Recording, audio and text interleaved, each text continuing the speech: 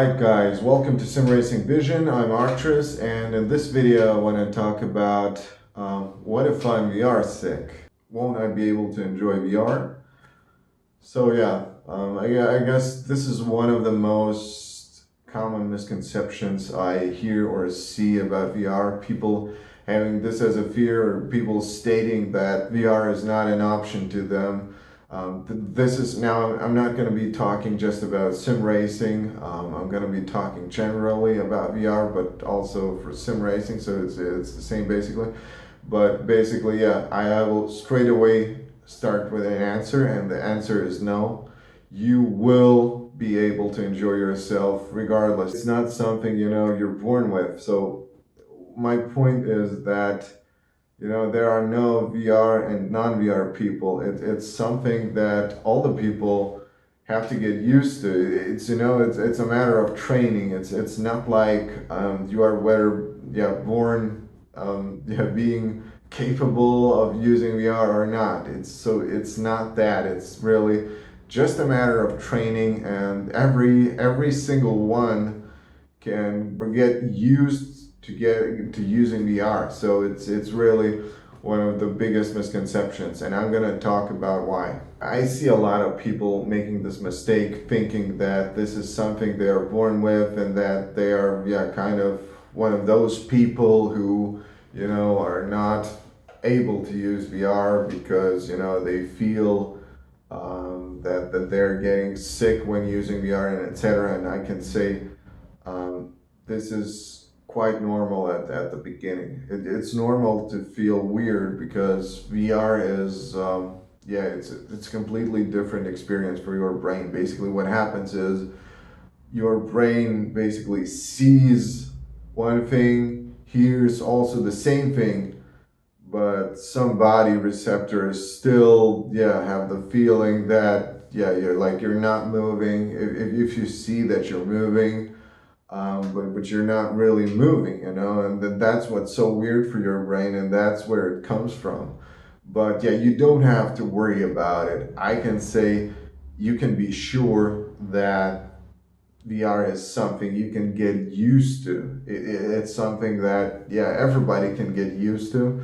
So I can assure you that in the future I will probably create like an instruction manual or a tutorial, generally maybe with a bit more focus on sim racing, but the same principles apply also to generally to VR. It's really about building everything up progressively, and not just going to the most advanced experience. As for myself, I guess before starting VR, I kind of did my research, I guess, what it is and what it feels like, and I did hear that some people can get sick, most if not used correctly. It really depends on the experience and the scenario, because VR is not just for one scenario, but it's VR can be any experience, whatever you can do in real life. Virtual reality can just simulate that. One example is driving a car.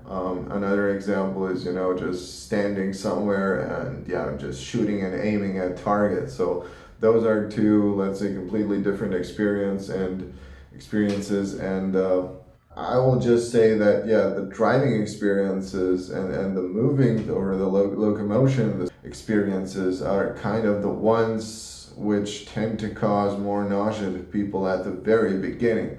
So since I basically went into VR mainly to just go into sim racing, so I kind of knew that this is a topic, and that it might be that I become nauseous. And what I did is basically I searched for some help on the internet on how to get used, some tips how to get used to VR, and that really helped. I mean, it's if you ever went to the gym, you probably know that it doesn't make sense on the first day to try to lift the heaviest weights and to do the maximum possible, because then afterwards you will end up just maybe torn, and you might even need painkillers if it was too much, and might end up not going to the gym again. So that's an example. And what you need to do is to go kind of slower, and start really in small steps, getting used to it. Another example that I can think of is, like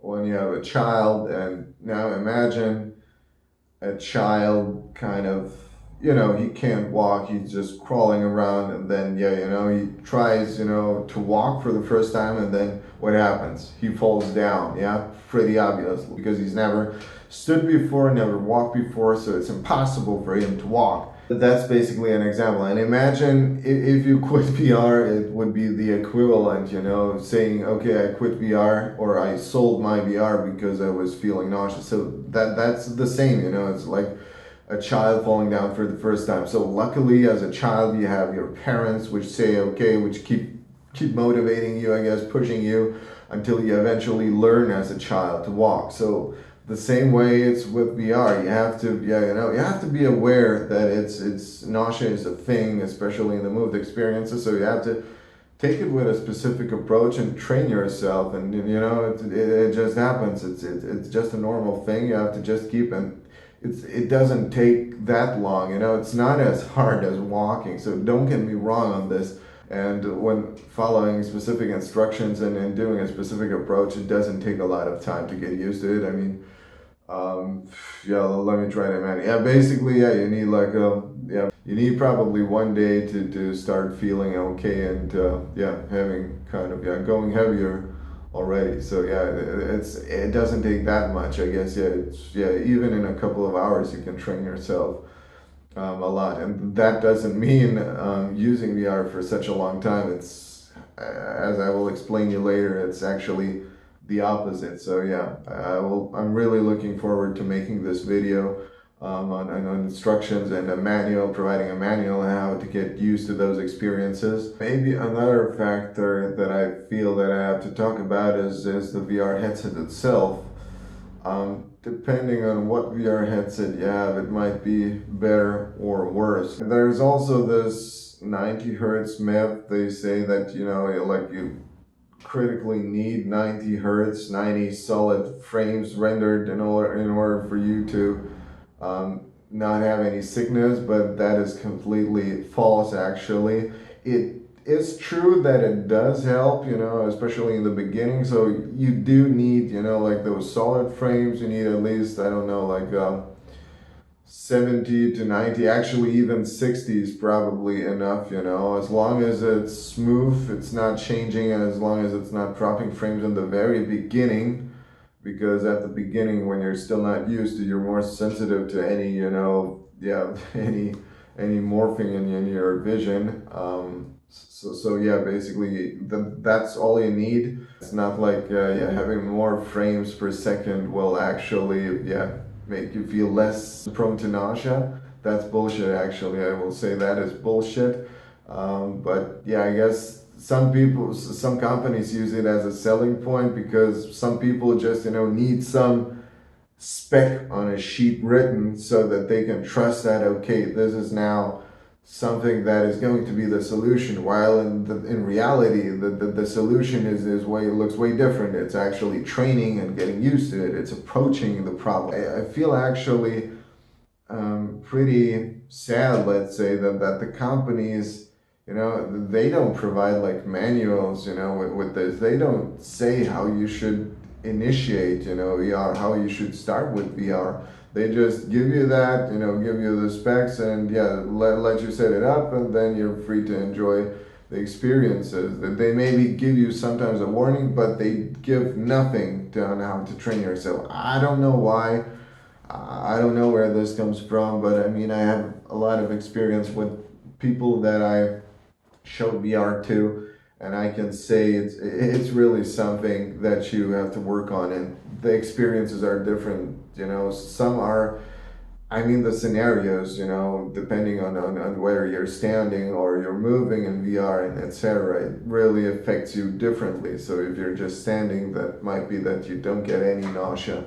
But if you try to drive for the first time and, don't follow the basic instructions, just go, if you were used to, like doing sim racing with your monitor before, and then you just go and directly try to jump in and do it in VR.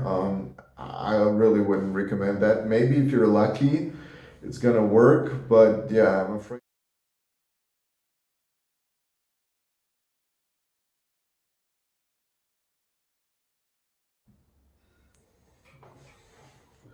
All right, guys. So yeah, thanks for watching this video. And yeah, if you like this video, please hit the like button. I would be really grateful for that. And yeah, if you want to see more videos like this in the future, potentially, then feel free to subscribe. Yeah, basically, if you hit the like buttons and subscribe buttons, I will know that the videos interest you and that I should be making more of those in the future. Yeah, so thanks for watching again, and goodbye.